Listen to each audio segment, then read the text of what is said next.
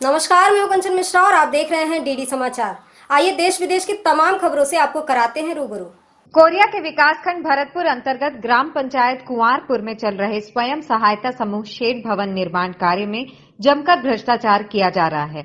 19 लाख रुपए की लागत से हो रहे भवन निर्माण में सरपंच रोहिणी प्रसाद बैगा द्वारा घटिया सामग्री का इस्तेमाल किया जा रहा है, जो कि ग्रामीणों के लिए घातक साबित हो सकता है। ये जो हमारा गांव का बिल्डिंग बन रहा है ये सही नहीं बन रहा है। इसमें ईंटा बिल्कुल रद्द लग रहा है, पूरा भूसा है ना। दूसरी बात यह है कि इस ईंटा को निकाला जाए नीचे से, और क्या कहते हैं, ये ठेका पर काम चल रहा है मेरे समझ से, है ना। ग्राम पंचायत अधीनस्थ भले है, पर ये ठेका से कार्य हो रहा है, इसलिए कि और आदमी भाई संलग्न। शुरू में सर काम में आया था तो मेरे यहाँ से सरपंच मास्टर रोल ले लिया। अब बोला कि मेरे पंच सब कल 8 पंच हैं, मेटों की ज़रूरत नहीं है। को बिल्कुल रिजेक्ट किया जाए और अच्छे क्वालिटी का ईंटा लगाया जाए इसमें। हाँ, और शुरू से लेके अंतिम तक बढ़िया शासन इसका पैसा दिया है। था कि ये ईंटा खराब है भैया, ये ईंटा को मत मंगाइए, ये ईंटा अच्छा नहीं है, वहाँ से काहे मंगा रहे हो भाई, यही प्लांट है, यही वाला ईंटा ले लीजिए, है ना।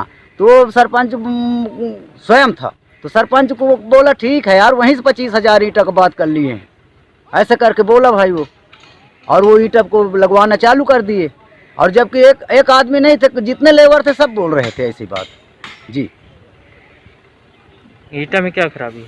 ईंटा में कोनो कोरे नहीं है, और नाश नहीं है इस ईंटा में। 2 हफ्ता काम में आई हूँ, 3 दिन पहले हफ्ता में और दूसरा में 5 दिन। वो में मतलब गाड़ी ढोए गिट्टी रखी हूँ, ईंटा रखी हूँ, तब हाजिरी लगी। बाकी पंचों को बैठे रहा थी नहीं तब इनका हाजिरी भरा जाए। हाजिरी भरता है इनको? हाँ भरता क्यों है इनको? जी, 3 वार्ड की। भूसा है, जबकि सरकार 19 लाख रुपए इस बिल्डिंग का दिया है, और भूसा ईंटा लगा के मतलब बिल्डिंग की ऐसी तैसी किए दे रहे हैं लोग, मनमानी राज कर रहे हैं बिल्कुल।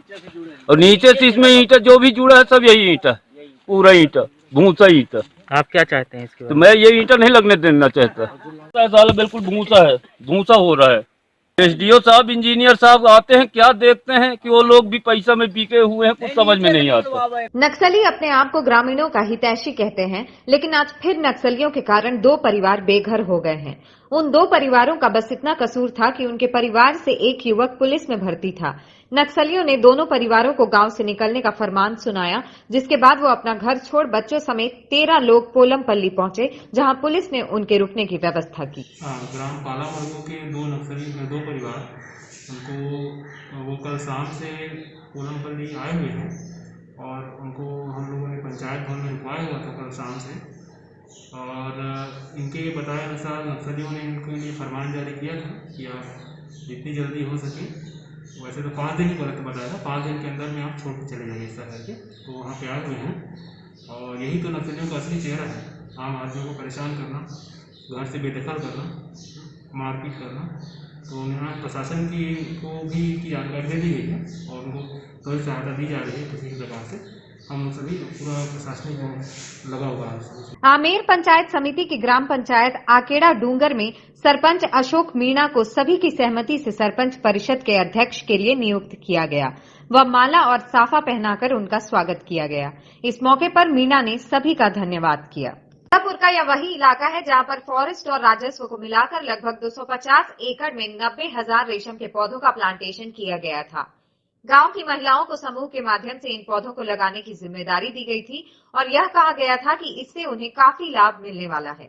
महिलाओं ने बड़े ही उत्साह के साथ रेशम के पौधे लगाए, मगर रेशम के पौधे फूट में तब्दील हो गए हैं, पर उन्हें पैसे के नाम पर कुछ भी नहीं मिला है।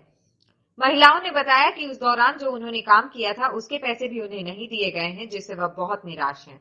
ले भाई मेहनत कर देखें, पौधा तैयार कर धर रहन, अपन से रोक देखत रहीन, तो फिर अपन खाए के कौन हर काम करही, तो छोड़ दीन फिर। का बोले रही ही इतना फायदा उठा कहे कि सब कठवा कंडी बन ही और रोकाट करही, तो जमीन लहन फिर दे कठवा कंडी बन ही तो अपने टसर पाली है, अपने से तो काम दी ही रोके कर रही है, हर कठवा कंडी लगे रहते हैं दिन सब। तो का स्थिति रही तो काट देहत है, खपेट देहत है, खत्म हो जाता है।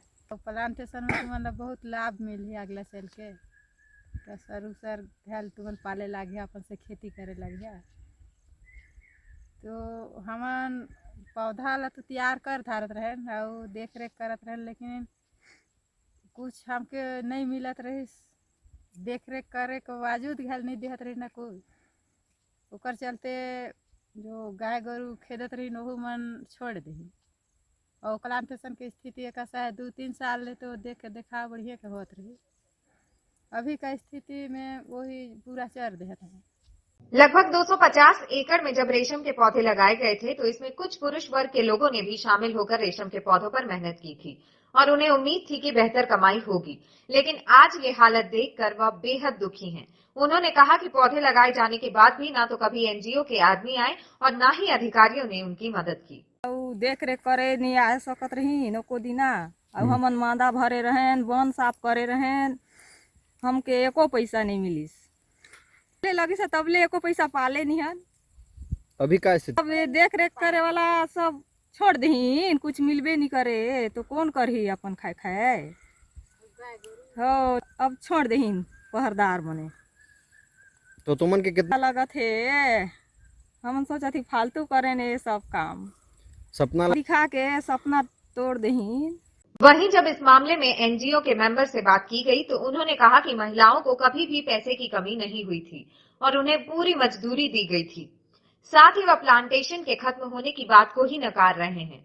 उन्होंने कहा कि गांव के दबंग प्लांटेशन गुरजोत कर उसे खत्म कर रहे हैं और इस पूरे मामले से पल्ला झाड़ते नजर आ रहे हैं। वहीं एसडीएम इस मामले की गंभीरता को देखते हुए तत्काल इसमें जांच कर कार्रवाई की बात कर रहे हैं। संज्ञान में मेरे बात आया है वो ये पुराना ही स्वीकृति राशि थी और पुराना काम था, लेकिन मेरे नॉलेज में आज लाया गया है आप लोगों के द्वारा, तो उसको मैं जांच करूंगा और जांच करने के बाद जो भी यथोचित कार्रवाई होगी हम अपने कलेक्टर महोदय को प्रेषित करेंगे। इसमें पूरे प्रदेश में एनजीओ की मदद से कई ऐसे प्लांटेशन और रोजगार के काम किए गए हैं जिसमें करोड़ों रुपए खर्च किए गए हैं, लेकिन किसी भी वर्ग या समूह को इसका कोई फायदा नहीं हुआ है। ऐसे में एनजीओ के ऊपर कोई कार्यवाही भी नहीं हो रही है, इसलिए इनके हौसले लगातार बुलंद होते जा रहे हैं। बहरहाल अब देखने वाली बात यह होगी कि इस मामले में जिस तरह से सरकार के करोड़ों रुपयों का नुकसान हुआ है और महिलाओं को भी फायदा नहीं हुआ है, ऐसे में प्रशासन क्या कार्रवाई करती है। बुधवार को गढ़ाकोटा के घोघरा ग्राम के एक नाले में मिले शव की पहचान 30 वर्षीय काशीराम के रूप में हुई है, जिसकी 2 दिन से थाना गढ़ाकोटा में गुमशुदगी दर्ज थी। हमारा छोटा भाई 9 तारीख रात 9 बजे से बनियान और ताबे लपेटे हुए घर से परिवार में ही खाना पीना खाने गया और देवी के साथ और भी लोग रहे होंगे पार्टी में, उन्हीं के साथ लकड़ी का काम करता था, चराई का। वही लोग 10-15 दिन से करा रहे थे। वही लोग जंगल ले गए या कहाँ मार दिया, क्या हुआ, हम 2 दिन से घूमते रहे, ढूंढते रहे और आज सुबह नाले में पाया गया। मुश्किल से 1.5-2 फुट का पानी था उसमें और गर्दन में रस्सा बंधा हुआ, पैरों में रस्सा बंधा हुआ, ऐसा निशान देखा और 3-4 घाव गर्दन में पाए गए। और इसके बाद कोई पता नहीं, मोबाइल भी दिया है जिसको मनीष पटेल को मोबाइल दिया और उसने पूरी रात नहीं बताया, 10 तारीख को 10 बजे बताया हमारे पास फ़ोन है। उसके बाद ही बोलता हमारे पास नहीं है, योगेश के पास है। फिर ऐसा करके वो मोबाइल दे दिया और उसके बाद हम लोग घूमते रहे। 10 तारीख को हम लोगों ने आवेदन दिया गढ़ाकोटा में थाने में। उसके बाद फिर 10वीं तारीख को पथरिया दिया आवेदन, दमोह दिया और ऐसे फिर आज सुबह 11 तारीख को 6 बजे जानकारी मिली कि नाले में पाया गया। दिनांक 10/9/2020 को बलराम पिता भागीरथ पटेल उम्र 35 साल निवासी घोघरा द्वारा थाने पर आकर के अपने भाई काशीराम पिता भागीरथ कुर्मी के घूमने की रिपोर्ट किया था, जिसकी गुमशुदगी दर्ज करने के बाद मौके से जांच किया, जो आज उसकी डेड बॉडी झुन्ना नाले में प्राप्त होने के कारण से मर्ग कायम करने के बाद मौके पर जाकर के कार्रवाई की गई है, जिसमें मृतक के डेड बॉडी उठाकर पानी से उठा करके और पोस्टमार्टम करवाया गया है। मृतक के बदन पर संदेहास्पद चोटें होने के कारण से उसका पीएम प्राप्त नहीं हो सका है, दूसरा और उसे तैयार हो गया है। अब जाँच जारी है।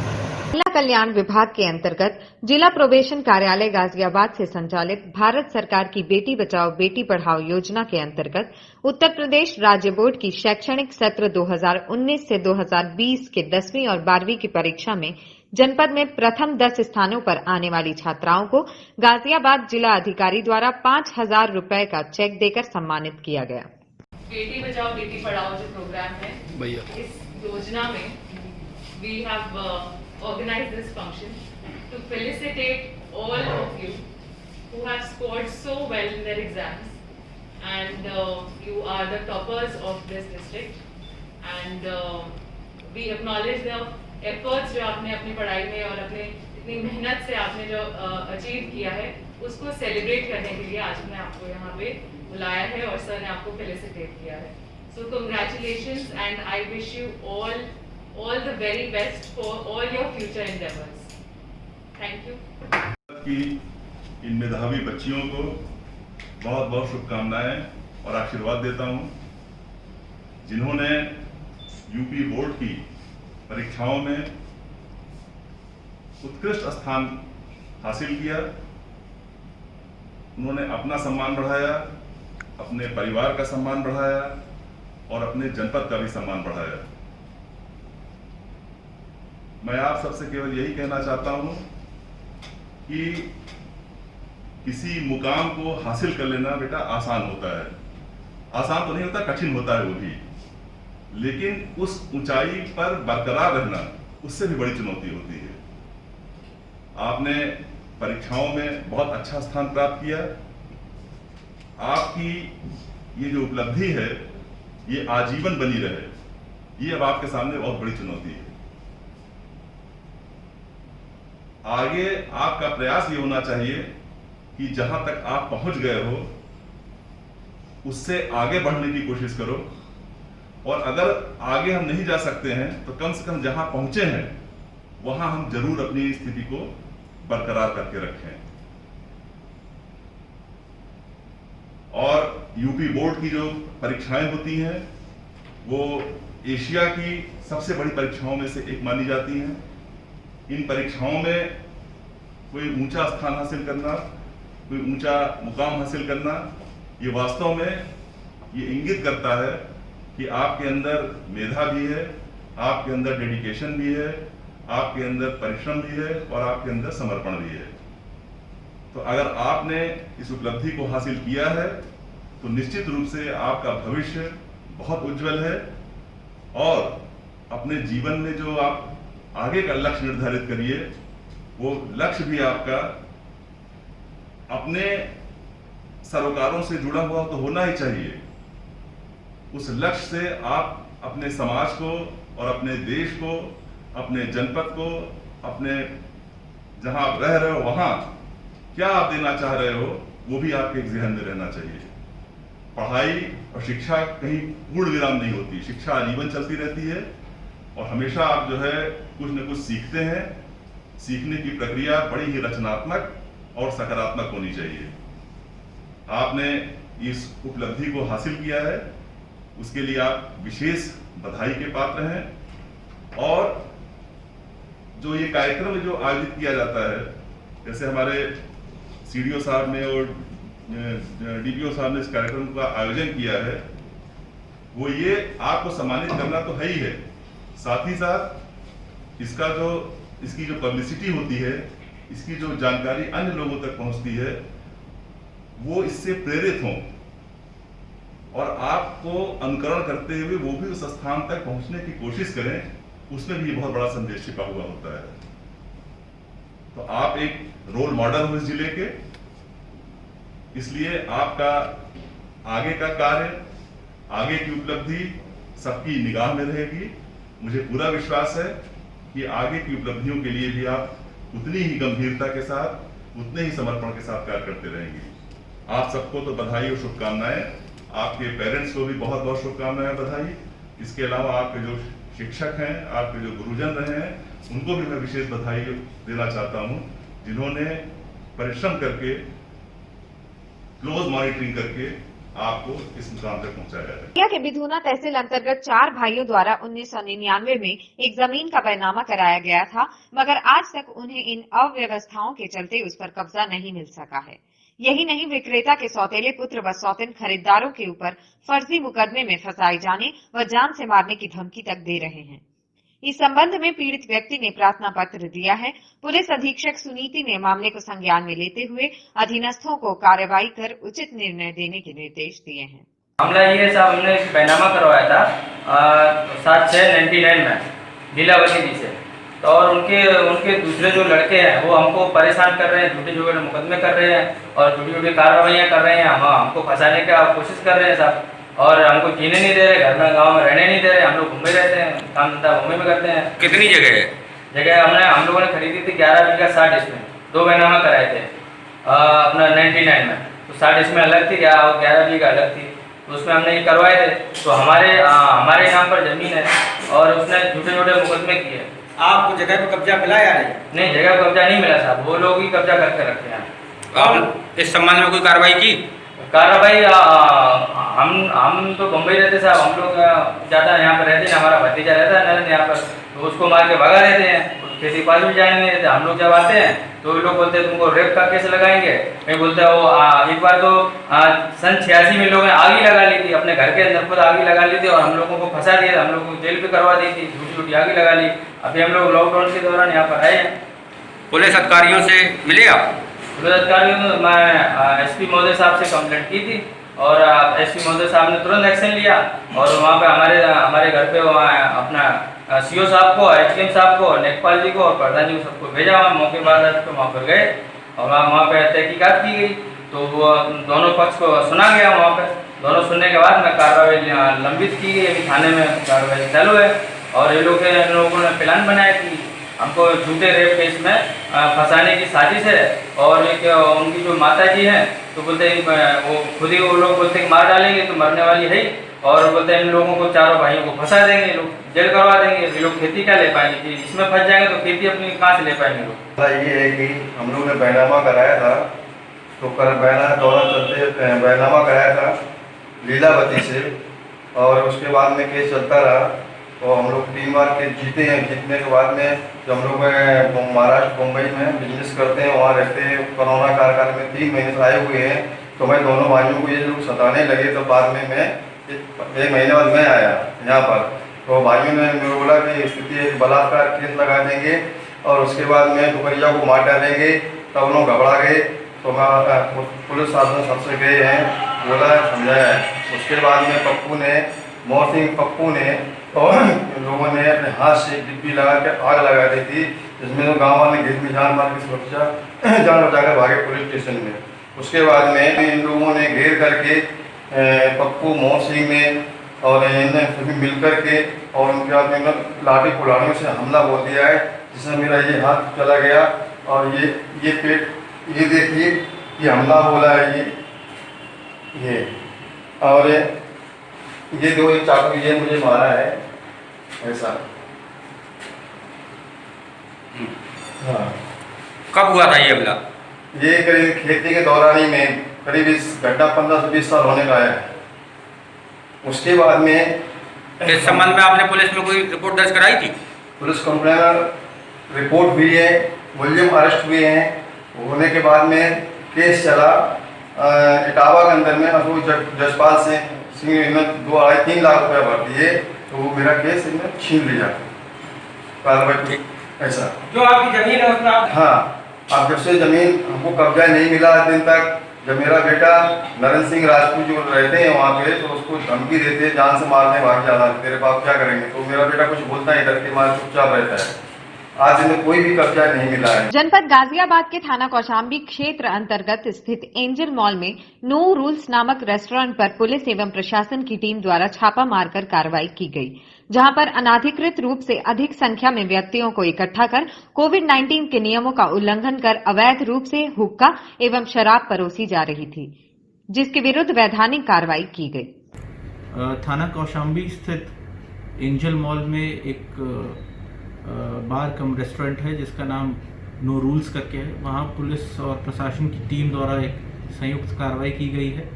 इसमें पाया गया कि जो इस रेस्टोरेंट में जो लोग थे वो लॉकडाउन की अवहेलना कर रहे थे। जो भी सोशल डिस्टेंसिंग के नॉर्म्स हैं उसका पालन नहीं किया जा रहा था। करीबन 40-50 की संख्या से ऊपर लोग उस एक रेस्टोरेंट में एकत्रित थे और वहाँ अवैध रूप से जो हुक्का है उसको भी सर्व किया जा रहा था और साथ ही साथ दारू भी दी जा रही थी।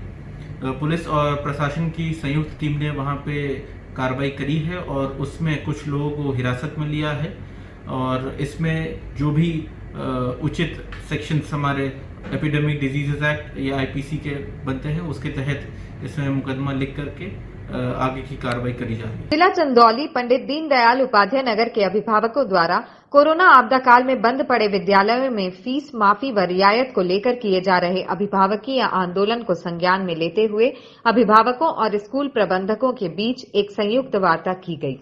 इस पर अभिभावक आंदोलन प्रमुख सतनाम सिंह ने प्रस्ताव रखा कि ऐसी घड़ी में जब तक विद्यालय बंद हैं तब तक पूरी फीस में से 50% अभिभावकों को रियायत दें और बाकी फीस लें। दोनों पक्षों को आमने सामने बैठकर एक उचित रास्ता निकालने को कहा। जनपद की सिटी कोतवाली क्षेत्र में केशव नगर चौकी की पुलिस ने एक 11 वर्षीय मासूम के साथ कुकर्म के मामले को दबाते हुए झगड़े में तब्दील कर दिया।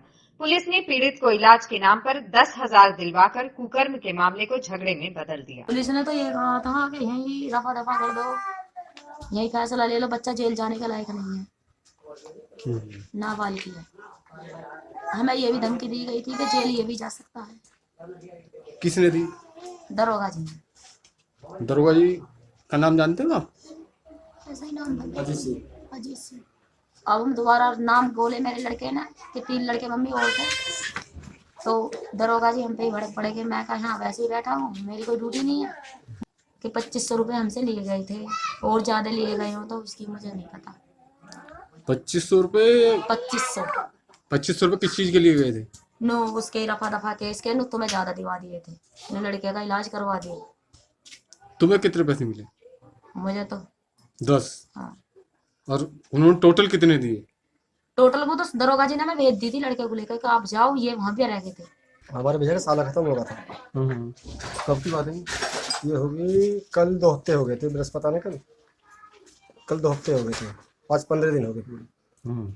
15 दिन पहले? हाँ।